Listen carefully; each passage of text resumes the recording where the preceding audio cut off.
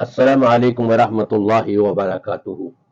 نحمدہ ونصلی علی رسولہ الکریم، اما بعد۔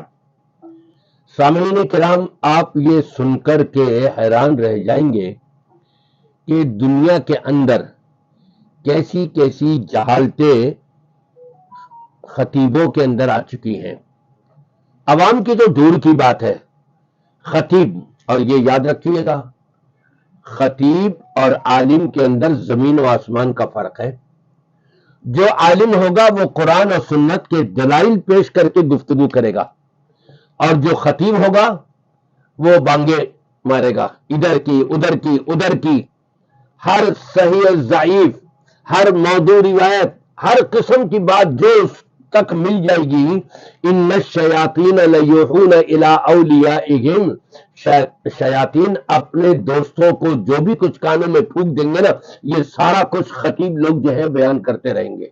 لیکن عالم جو ہوگا وہ قرآن سے اور نبی کریم صلی اللہ علیہ وسلم کی سنت سے دلیل لیتے ہوئے وہ بیان کرے گا۔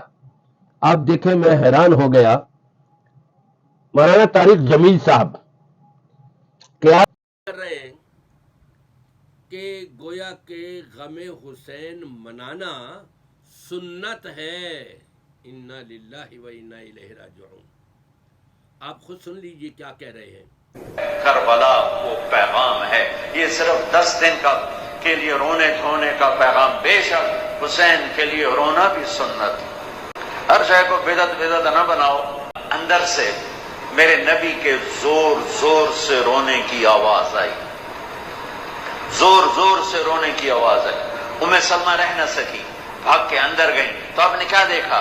آپ نے حسین کو یوں سینے سے چمٹایا ہوا تھا اور ایسے ہل ہل کے رو رہے تھے، ایسے بلک بلک سسک سسک کے رو رہے تھے، اور آپ کے آنسو آپ کے رخسار اور داڑھی پر قطر کر رہے تھے، اور آپ نے یوں بھینچا ہوا، ایسے دبایا ہوا تھا۔ تو حضرت ام سلمہ نے کہا، میرے ماں باپ قربان یا رسول اللہ، کیا ہوا؟ آپ ایسے تڑپ کے کیوں رو رہے ہیں؟ تو آپ نے روتی آواز میں کہا، بہتے آنسوؤں کے ساتھ، کپ کپاتے بدن کے ساتھ، کہ ام سلمہ، یہ فرشتہ جو مجھے ملنے آیا تھا، یہ میرے بچے کو دیکھ کر کہہ رہا ہے کہ آپ کی امت اس بچے کو قتل کر دے گی، اور جہاں اس کا خون گرے گا وہ مٹی مجھے دکھائی ہے۔ اس نے کہا، میں اس لیے اس پہ رو رہا ہوں، ابھی تو وہ شہید نہیں ہوئے اور رویا جا رہا ہے، تو ہم تو ان کی شہادت پہ روتے ہیں بھائی، ہم تو ان کی شہادت پہ روتے ہیں، اور یہ قیامت تک روتے رہے گی دنیا۔ کیا مرا؟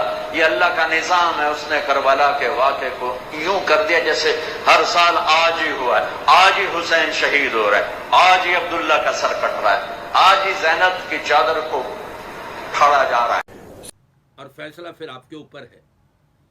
میں تو یہ کہوں گا کہ طارق جمیل صاحب کو چاہیے کہ کسی مدرسے میں داخلہ لیں، قرآن کا ترجمہ پڑھیں، نبی کریم صلی اللہ علیہ وسلم کی جو احادیث ہیں، صحیح بخاری ہے، صحیح مسلم ہے، ابو داؤد، نسائی، ترمذی، ابن ماجہ، یہ جتنی بھی احادیث کی کتابیں ہیں ان کو پڑھے سبقاً کسی استاد کے پاس، شیخ الحدیث کے پاس بیٹھ کر کے۔ یہ سمجھتے ہیں کہ میں نے لوگوں کے درمیان جو ہے جو بھی کچھ پھیلا دیا ہے بس یہی کافی اور وافی ہے، بلکہ ایک کلپ میں تو انہوں نے یہاں تک کہا کہ مدارس جو ہیں وہ آپ کو یہ نہیں سکھائیں گے۔ ظاہری بات ہے، جھوٹی باتیں مدارس قرآن و سنت والے کبھی بھی نہیں سکھائیں گے۔ جھوٹی باتیں تو انہی کے پاس سے ملیں گی۔ یہ ایک تو کیا کہہ رہے ہیں کہ نبی کانپ اٹھے، آوازیں آپ کی بلند ہو گئیں اور زور زور سے آپ رونے لگے، جبکہ نبی پاک صلی اللہ علیہ وسلم کے صاحبزادے ابراہیم کا انتقال ہو رہا تھا، آپ کی آنکھوں میں آنسو تو آ گئے۔ آپ نے فرمایا، انا بفراقک یا ابراہیم لمحزونون، اے ابراہیم تمہاری اس جدائی کے اوپر ہم غم زدہ ہیں۔ آپ نے انا للہ و انا الیہ راجعون ایسے موقع پہ پڑھنے کی تعلیم دی ہے، رضینا برضا اللہ کا اعلان کیا ہے۔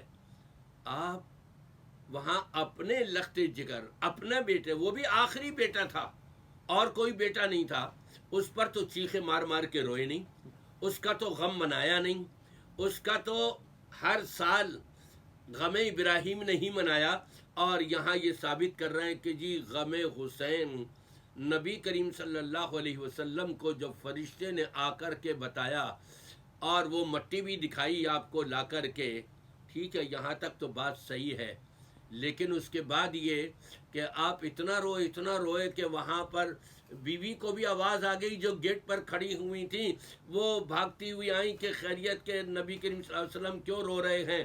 جب اندر آئیں تو دیکھا کہ حضرت حسین کو اپنے سینے سے چمٹایا ہوا ہے اور زار و قطار رو رہے ہیں۔ یہ نبی کے اوپر الزامات کہ جس کے بارے میں نبی پاک صلی اللہ علیہ وسلم نے فرمایا من کذب علی متعمدا فلیتبوأ مقعدہ من النار، جس شخص نے میرے اوپر جان بوجھ کر کے جھوٹ بولا وہ اپنا ٹھکانہ جہنم بنا لے۔ طارق جمیل صاحب کو یہ حدیث بھی یاد ہونی چاہیے، جہنم میں ٹھکانہ بنانے والی۔ ایسی غلط باتیں لوگوں میں مت پھیلائیں، اور شیعوں کو خوش کرنے کے لیے ایسے غلط بیانات مت دیں۔ لوگ تو سن کر کے یہ پوچھ رہے ہیں جی کیا طارق جمیل صاحب شیعہ ہو گئے ہیں؟ یہ طارق جمیل صاحب نے کیا بیان دے دیا؟ اب میں آپ یہ دارالعلوم دیوبند جہاں پر تبلیغی جماعت جہاں سے آغاز ہوا تھا، ذرا ان کا بھی سن لیجیے گا کہ ان کے بارے میں وہ کیا کہہ رہے ہیں، اور پھر اس کے ساتھ ساتھ دیگر علماء کرام کا بھی میں انشاءاللہ آپ کو سنواؤں گا کہ دیکھیں دیگر علماء بھی ان کے بارے میں کیا نظریہ رکھتے ہیں۔